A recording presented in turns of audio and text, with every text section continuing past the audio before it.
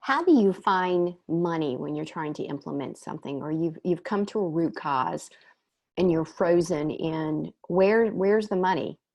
Let me tell you, I can find the money inside of any P&L statement. Don't let money be a barrier, just like don't let thinking you're at capacity to be a barrier when you've not uncovered the layers of what you should be focusing on. So today, listen, I'm going to show you a calculation that I use, an ROI calculator for turnover. So let me go through these components with you, and I hope you find them helpful because they find money. And when I say they find money, most organizations are bleeding when it comes to the turnover perspective. So what I have in front of me is a screen share of a turnover Excel sheet that helps you track everything that you would need to know in order to calculate your turnover. And it really includes everything. And here's the thing. You know why this works? It works because you're pulling your data. This isn't a website piece or a conference that says, oh, you take $10,000 per blah, blah, blah, blah, blah, and you equate. No, no, no. This is your data we're going to put inside of the sheet, and it's going to give you the exact amount.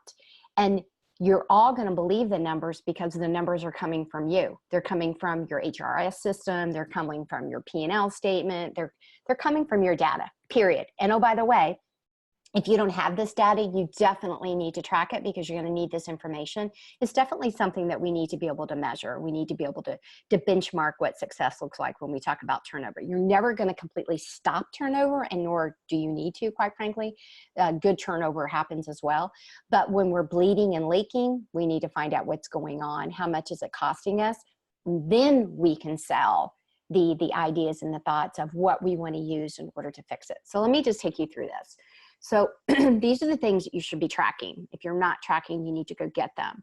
And let me just walk you through it. So this first part here is a calculation on the total. Well, the total thing is the calculation for the person. So I've just given you some examples here. Departing employee salary. So this is one position, by the way. This is one position. So you can put an hourly rate in here as well. So I just have that this position on average is $65,000, all right? The next calculation, and you can see that I have formulas already set in here to follow this for me. So all I did was put the 65,000 in. And then I've got that the benefit cost annually is 20%. You'll know what your benefit cost is because you've got that percentage on your P&L statement. And you can change this. So I just did an average of 20%, which you and I both know is low. It's usually a little higher than that. And then what that equates to is automatically figured on a monthly basis, and then again on a daily basis. We have that because we're going to use those calculations lower. So the next place is the cost of covering the vacant position itself, tangibly and intangibly, but this is very tangible. So how many days does it typically take you to fill this position? So in the example that I've given you, from the time that I was notified that the position is open into the time that it was actually filled, meaning the person is coming in for orientation, how many days to fill that? So on average for this position, 25 days. So you can see from above, it takes that calculation and it does the percentages just like we used before. As we move down into the vacant positions, now what you need to say is how much time are the people that are actually filling the positions taking from the recruitment and the training. So I've got two sections for that. So inside of this is what is the HR person or the hiring person, what is their salary? So I've got 80,000 inside of here for this. And then again, the calculation comes in. And then I've got some miscellaneous things here. Like how much are you spending on any advertising? So you plug those numbers in. If there are things that you're using for screening, for how many hours are you using for the phone interviews? What are you using for background checks? So the green areas are things that's what you're actually using. And then it gives you the total cost to fill the position. And then we go into the onboarding cost, okay? So if there's a separate person, how much is that person making who's actually the trainer? So maybe the person who is training is the person who is also already in the position. So 65,000 for that one. And then how many days are they actually in position training? And you know, this is a whole nother conversation when people laugh and go, well, it's supposed to be 3 weeks, but we only actually give them, we throw them in, we give them a day and we let them go. You need to stick with the reality of the right days of training, because if not, you're just putting people into a fire and hoping that they stick, and you're causing your own turnover by not onboarding people. But that's a whole nother conversation. So here we're going to say that it's 3 weeks. And you know what? I'm even going to go ahead and modify this. I'm going to say that it's the number of days. I'm going to lower that. I'm going to say it's 8 days, 8 days before they're up and running. And then the next piece is a different question is, how long is it before they're up and running and efficient and effective, literally on their own? Your hands are off, they're good to go. So, you know, usually we look at this inside of a couple of months to a 90-day. And so I've got that number at 20 here. And so now I've come down and I've said, okay, well, how many positions? So this is that departed person's cost.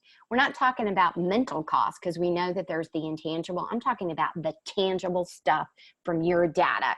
This is what it costs for one departed person that costs $65,000 in salary, right? $10,000. And yes, if you look on average, that's what it comes to when you Google, but these are your numbers, not the on average number, not the survey number. These are your numbers. All right. So then how many of these positions did you fill over a year? And so I put 30. And so what is the annual cost? It's this 301,000, right? So the next thing I did is, if I was sitting down with you, if you were sitting down with your cohorts and you're talking about, hey guys, this one position is costing us this. Imagine if you put every position inside of your organization, what that big hairy beast would be, right? So here's our cost. What are the things that we're going to do in order to fix this? Because this is a problem. This is a problem. And then we start to break down the problems. And again, that's a whole nother conversation. So this is an example of, if we had a goal and said, hey, we just want to reduce by 10%. If we just reduce this one position by 10%, what would that equate to annually for us that we have to save? Well, that's $30,000, right? The point of that is, if you had to invest in something, you were looking at a system, you were looking at, I use this to talk to people about predictive index, quite frankly, which is an onboarding tool and a hiring and an inspirational tool that gets to engagement. So I would take this and I would say, listen, one position's costing us $300,000. What I'm proposing is that we fine tune our hiring process and you explain the system. If we just reduced over a year this one position, the cost for the system is literally, to get people trained, it's $10,000.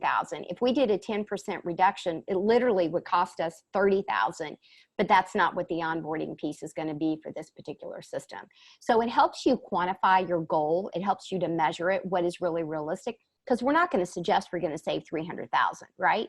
What if we just saved 10% of that and reduced it? Well, that's a half a body already. Now, you and I both know when we put things in place that we're going to have a much larger saving. I'm just showing you the small piece of this, just a small piece. So that was a lot. I know I talked a lot, but this is quantifying your actual numbers. So when I talk about analyze it first, here's one example. Then when we analyze and we quantify real numbers, then we get at it, then we put a measurement at it, then we figure out how we're going to make the change, then we do our implementation. Now we have a benchmark and an ROI to figure out if what we did is working or not, and we're able to pivot. And you can see the risk is really low. That's it. The risk is low to invest. The risk is not low if you keep going. Remember, that was one position. My name is Shelley Smith. I'm the proud owner of Premier Rapport, where everything that I do is workplace focused. It's obsessed. It's focused. It's passion. Ping me if you have a question. Culture matters.